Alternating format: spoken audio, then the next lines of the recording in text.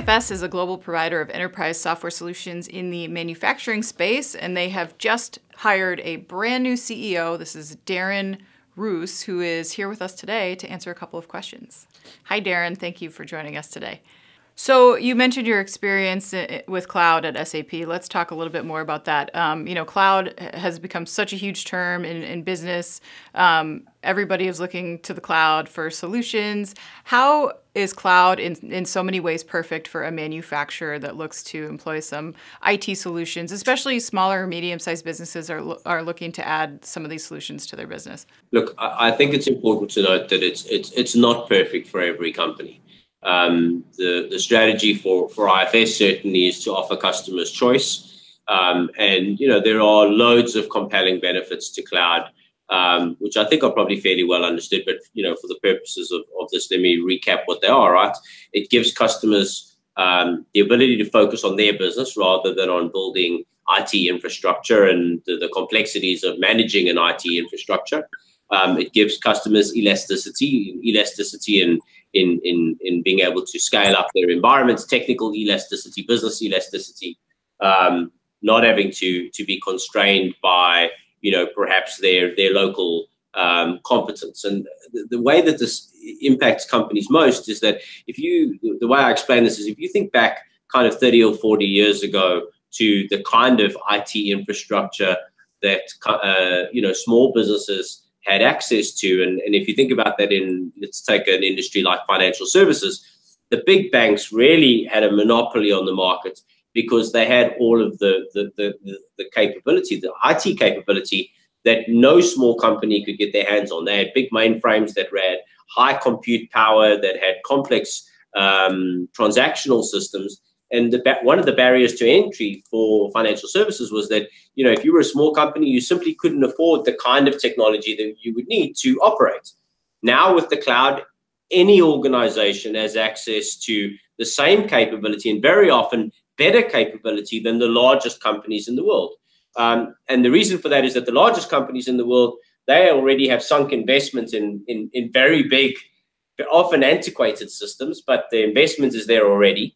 The data is stuck in those systems, and they can't necessarily do everything that they want to do. Whereas small businesses, they log onto the internet, they find the capability that they want, and half an hour later, they're trading in the cloud.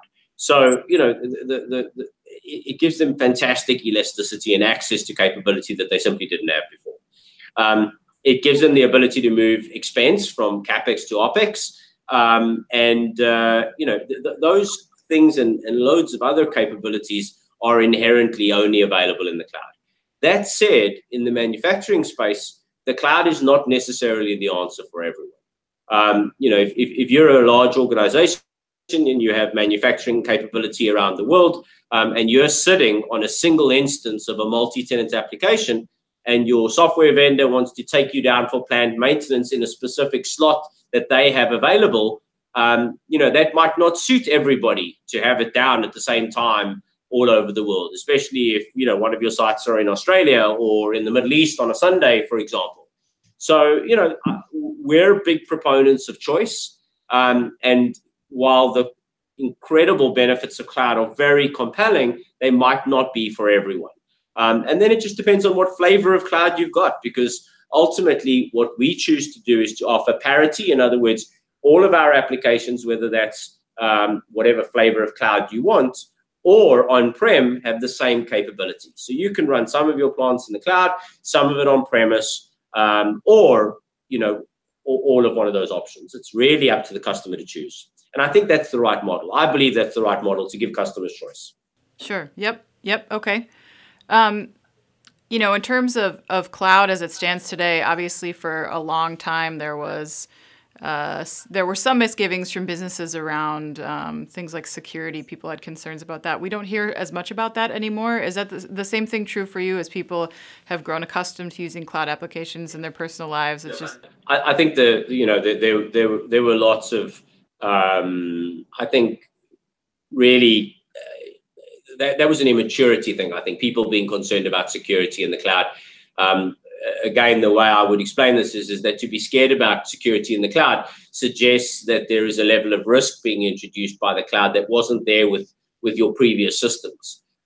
which is, is just not accurate. The reality is that every vendor, whether they operate in the cloud or not, has got some sort of public cloud access to their systems, public access rather via the internet to their systems.